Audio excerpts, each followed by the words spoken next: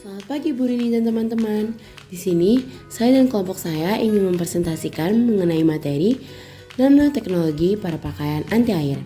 Sebelumnya, izinkan saya dan anggota saya untuk memperkenalkan diri terlebih dahulu. Nama saya Evelyn. Saya Satyo. Saya Chandra. Dan saya Samantha. Di sini kita ada pengertian nanoteknologi.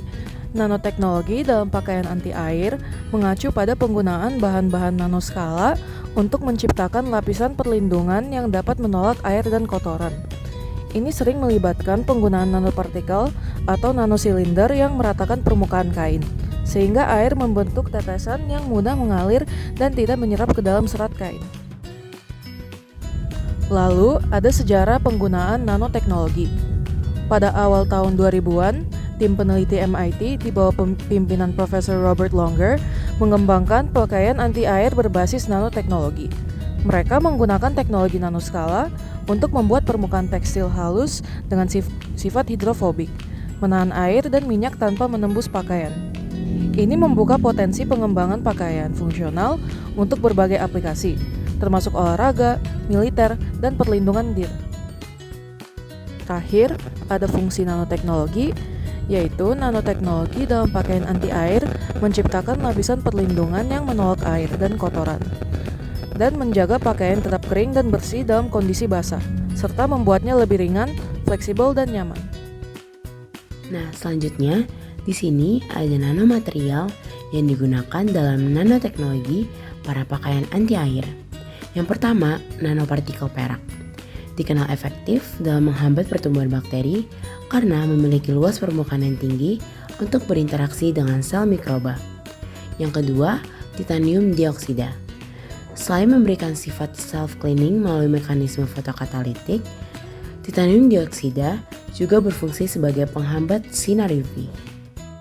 Yang ketiga, ada zinc oxide. Digunakan untuk memberikan perlindungan terhadap sinar UV serta sifat antibakteri yang kuat. Zinc oxide juga dapat meningkatkan kekuatan warna pada kain. Dan yang terakhir ada silika dan nanotub karbon. Kadang digunakan untuk meningkatkan daya tahan mekanik dan menambah fitur anti noda. Dan cara membuatnya. Untuk membuat pakaian anti air dengan menggunakan nanoteknologi ini, biasanya digunakan bahan-bahan seperti nanopartikel atau nanofiber yang dapat membuat permukaan pakaian menjadi super hidrofobik, yang artinya mereka menolak air dengan sangat efektif. Lalu ada cara kerjanya.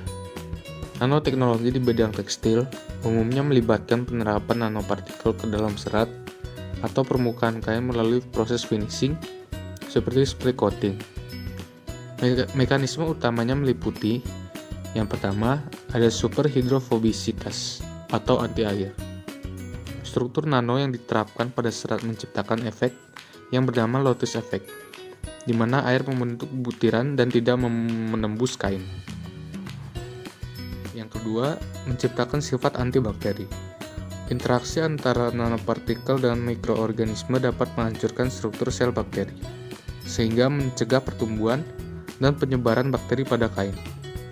Yang ketiga, ada self-cleaning.